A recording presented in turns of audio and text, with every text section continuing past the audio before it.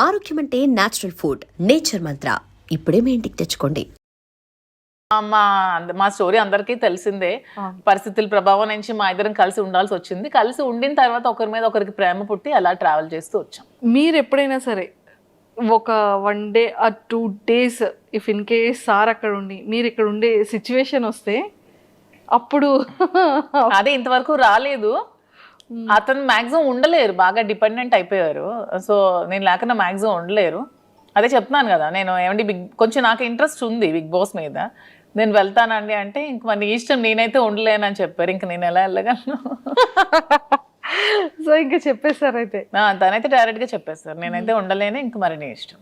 బయట సోషల్ మీడియాలో చాలా స్ట్రాంగ్ గా వినపడుతుంది బిగ్ బాస్ కి వెళ్తున్నాను అని. బట్ తను అన్ని డేస్ ఉండలేరు, మాక్సిమం 1 day కూడా ఉండలేరు. ఒకవేళ బిగ్ బాస్ కి ఇన్ కేస్ అంటే వెళ్తారో వెళ్ళారో సెకండరీ, వెళ్తే కనుక మీ గేమ్ ఎలా ఉంటుంది మ్యామ్? ఇక్కడ ఇప్పుడు రియల్ లైఫ్ లో ఎలా ఉందో గేమ్ అక్కడ కూడా అలాగే ఉంటుంది. ఎక్కడ కూడా మధు విన్నరే, నేను గెలిచే వస్తాను అంతే అంట. సూపర్. అండ్ మీరు ప్రీవియస్ షోస్ చూసారా బిగ్ బాస్ని? లేదు, ఎప్పుడో జూనియర్ ఎన్టీఆర్ అప్పుడు ఒక షో చూసాను. తర్వాత అంత టైం పాలిటిక్స్ లో ఉండడం వల్ల అంత టైం దొరకలేదు. మేము పాలిటిక్స్ లైఫ్ ఎలా ఉంది? నాకు పొలిటికల్ లైఫ్ చాలా ఇష్టం. ఎందుకంటే శ్రీనివాస్ గారు ఎప్పుడు కూడా నిరంతరం తను ఎక్కువ ప్రజలతో ఉండడం బాగా ఇష్టపడతారు. Morning day routine start day నుంచి ఎండ్ వరకు ఎవ్రీ టైం తను ప్రజలతో ఉండడానికి ఇష్టపడతారు. వాళ్ళతోనే ట్రావెల్ చేస్తారు. ఎవరికైనా కష్టం ఉందంటే అక్కడికి వెళ్ళి హెల్ప్ చేస్తారు. సో అతనితో ఆ లైఫ్ని నాకు చాలా ఇష్టం అనమాట. నాకు కూడా ఇష్టమైన లైఫ్ కాబట్టి అతనితో పాటు ట్రావెల్ చేస్తూ ఉంటాను. అతను చేసిన సేవలన్నీ చూస్తూ ఉంటాను కాబట్టి అతనితో ట్రావెల్ చేయడం నాకు పొలిటికల్గా చాలా ఇష్టం. Okay. And one more thing ఏంటంటే మ్యామ్, ఒకానొక టైంలో చాలా స్ట్రెస్, అంటే ఈ లైఫ్కి బిఫోర్ 4 years బ్యాక్ వెళ్తే అంటే కంప్లీట్గా ఒక గందరగోళం, గొడవలు కానీ ఇష్యూస్ కానీ, అభిమానించే ప్రజల్లో కొంత నెగిటివిటీ ఆ టైంలో రావడం కానీ. కొంత కాదు, చాలా నెగిటివిటీ వచ్చింది. చాలా మంది కొంతమంది అర్థం చేసుకోలేకపోయారు, చాలా నెగిటివ్గా అనుకున్నారు మా ఇద్దరి మీద. తర్వాత అర్థం చేసుకున్నారు. చాలా స్ట్రగుల్స్ ఫేస్ చేసాం ఇద్దరం కూడా. ఎన్నో నిద్రలేని రాత్రులు గడిపాం, చాలా ఏడ్చుకున్నాం, బాధపడ్డాం. అయినా సరే స్ట్రాంగ్గా నిల్చున్నాం. ఈరోజు మాకు ఖచ్చితంగా అందరు ఆదరాభిమానాలు మేము గెలుచుకొని అందరి సపోర్ట్ మాకు వచ్చింది. ఇప్పుడు మేము హ్యాపీగానే ఉన్నాం. సూపర్. అంటే ఆ టైం స్ట్రగుల్ పీరియడ్లో మ్యామ్ ఒకరికొకరు సపోర్ట్ లేకపోతే ఏది ముందుకెళ్ళదు. అసలు ఇద్దరు ఎవరొకరు కాంప్రమైజ్ అయిపోయినా కూడా ఒకరి లైఫ్ ఏదైనా సాక్రిఫైస్ అవ్వాల్సిందే ఆ టైంలో. బట్ ఆ టైంలో మీరు తీసుకునే డెసిషన్స్ ఏంటి? ఆ టైంలో మీరు చాలా స్ట్రాంగ్గా హట్టింగ్ అనిపించిన సిచ్యువేషన్స్ ఏంటి? స్ట్రాంగ్ హట్ ఇదే సోషల్ మీడియాలో చాలా అవమానాలు ఎదుర్కొన్నాను నేను. చాలా కామెంట్స్, అసలు ఎన్ని మాటలు ఒక్కొక్కరు. అసలు వాళ్ళకి ఏం తెలుసు మా ఇద్దరు లైఫ్ కోసం? అసలు వాళ్ళు మాతో ట్రావెల్ చేస్తారా, మా దగ్గర ఉన్నారా, ఏమి తెలియకున్నా ఏమి చూడకున్నా చాలా కామెంట్స్ చేస్తూ, చాలా మెసేజెస్ ఇన్స్టాగ్రామ్లో, సోషల్ మీడియాలో, యూట్యూబ్లో పెడుతూ చాలా ఇదిగా చేశారు. చాలా బాధ అనిపించేది. మానసికంగా చాలా ఒత్తిడి గురయ్యేదాన్ని నేను. కానీ శ్రీనివాస్ గారు చాలా దగ్గరుండి నాకు చాలా ధైర్యం చెప్పి ఈరోజు నేను ఎంత ధైర్యంగా ఉన్నానంటే అన్నిటికీ శ్రీనివాస్ గారే రీజన్. అంటే నిజంగానే ఒక జెంట్ అనే వ్యక్తికి కొన్ని కమెంట్స్ రావచ్చు, లేకపోతే మీడియాలో ట్రోలింగ్, అది అంత పెద్ద ఎక్కువగా జనాలు కూడా దాన్ని ట్రోల్ చేయరు. కానీ యాజ్ ఎ ఉమెన్ ఇన్ని అవమానాలు ఎదుర్కోవడం అంటే చాలా కష్టం. కానీ తప్పదు ఎవరికైనా. సీఎం జయలలిత గారికే తప్పలేదు. నేనంతా నాకు ఆవిడే ఇన్స్పిరేషన్. నేను ప్రతి మూమెంట్లో కూడా నా కష్టంలో ఉన్నప్పుడు, నేను డిప్రెషన్లో ఉన్నప్పుడు నేను ఆవిడ వీడియోస్ చూస్తాను. ఆవిడ నాకు చాలా ఇన్స్పిరేషన్ అసలు. ఆవిడ ఎందుకంటే ఎన్ని అవమానాలు ఎదుర్కొన్నారు. అసెంబ్లీ సాక్షిగా ఆవిడ చీర లాగారు, ఆవిడ జుట్టు కట్ చేశారు. ఆమెను ఎంత ఎక్స్పీరియన్స్ అంటే మీకు లోపలికి వెళ్తున్న ఫీల్ అన్నీ ఎలా ఉన్నాయి? బాగుంది. ఎక్సైట్మెంట్ తో ఉన్నా నేను కూడా. మీకు బాగా ఇంట్రెస్ట్ కదా బిగ్ బాస్ కి వెళ్ళాలి, ఫేమ్ అన్ని బాగా ఇంట్రెస్ట్. ఫేమ్ నాకు ఇప్పుడు వచ్చిన ఫేమ్ చాలు. ఫేమ్ కోసం అనేం కాదు కానీ ఇంట్రెస్ట్. అంటే ఒక ఫోన్ లేకుండా, సరిగ్గా ఫుడ్ లేకుండా, సోషల్ మీడియాతో సంబంధం లేకుండా, రోజు డే ఏది తెలియకుండా, మన పర్సన్స్ కి దూరంగా ఒక experience, different type of experience. So ఈ ఎక్స్పీరియన్స్ ని ఒకసారి లైఫ్ లో ఫేస్ చేయాలని అయితే ఉంది. అంటే నార్మల్గా మీ ఇంటర్వ్యూస్లో కానీ మీరు కానీ మీ రాజా గారు కానీ ఇంటర్వ్యూస్ ఇచ్చేటప్పుడు ఒకరు వదిలి ఒక్క నిమిషం కూడా ఉండలేను అన్నట్టు మీరు చాలా ఇంటర్వ్యూస్లో చెప్పడం జరిగింది కదా. అని మీరు వెళ్ళి మీరు రాజాగారితో మాట్లాడకుండా ఆయనతోని కష్టమేమో? చాలా కష్టమే. ఇది నా వీకెస్ట్. అసలు చాలా మూమెంట్ తలుచుకుంటేనే నాకు చాలా బాధ అనిపిస్తుంది. ఎందుకంటే శ్రీనివాస్ గారిని వదిలి నేను ఇన్ని రోజులు ఒక రోజు కూడా దూరంగా లేను. తను కూడా చూసుకోవడానికి ఎవరు లేరు నేను తప్పితే.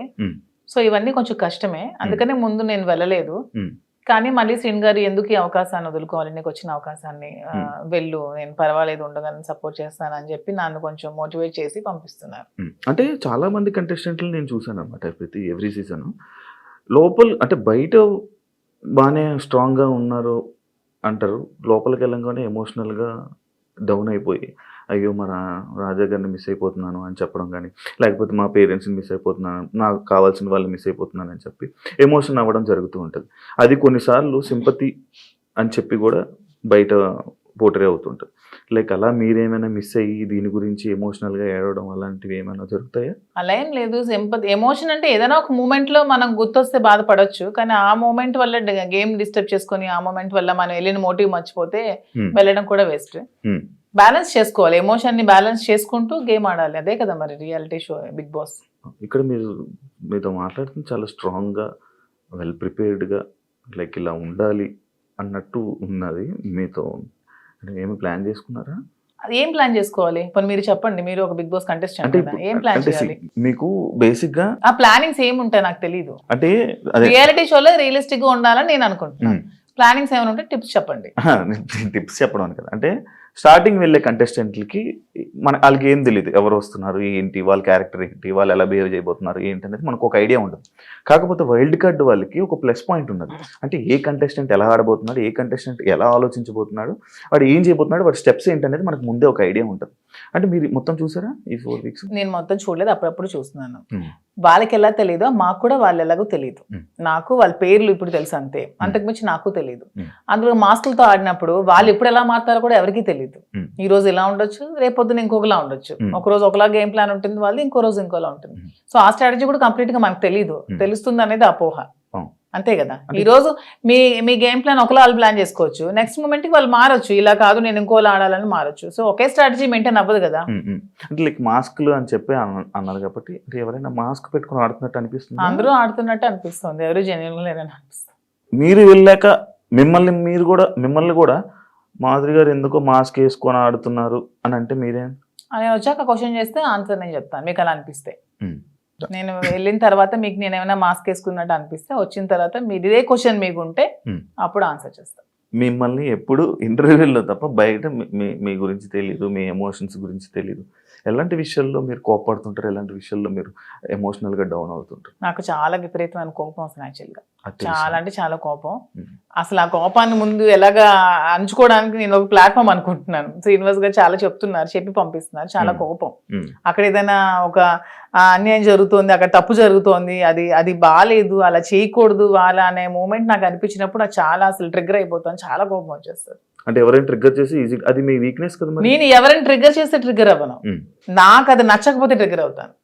అదే మీకు నచ్చని పనులు ఎవరో చేస్తారు, మరి అది వీక్నెస్ అవుతుంది కదా, అలా ప్రతిసారి ట్రిగ్గర్ అయిపోతుంది. ట్రిగ్గర్ అయ్యి వాళ్ళకి చెప్తాను, అది చేయకూడదు, మీరు ఇలా చేయండి, ఇది కరెక్ట్ కాదు, కరెక్ట్ చేసుకోండి అని చెప్తాను. వింటే ఓకే, వినకపోతే ఇంకా వాళ్ళ ఇష్టం. అండ్ ఇంకొకటి, చాలా మంది సీజన్స్లో అంటే మీ ఏజ్ కేటగిరీ గ్రూప్ ఉన్న పీపుల్ ఫాస్ట్గా ఎలిమినేట్ అయిపోయి వచ్చేసే ఛాన్సెస్ ఎక్కువ అనమాట. అది కాకుండా వైల్డ్ కార్డ్స్ కూడా లోపలికి వెళ్ళిన వెంటనే ప్రతిసారి అంటే ఎందుకు ఎక్కువ రోజులు సస్టైన్ అవ్వలేము, లోపల ఉండలేము అని బయటకు వచ్చేసే కంటే ఆ భయంతో ఎందుకు యాక్సెప్ట్ చేయడం, ఫస్ట్ వెళ్తే బాగుంది కదా అని అనిపించలేదా?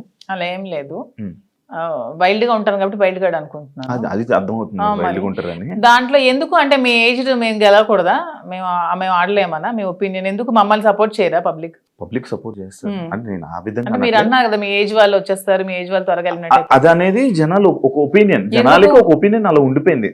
ఎందుకు ఉండిపోయింది అంటే అది ఎందుకు నాకు అర్థం కాదు. ప్రతిసారి ఆ సీజన్ లో అలా జరగడం వల్లేమో, ప్రతి సీజన్స్ లో అలా జరగడం వల్లేమో.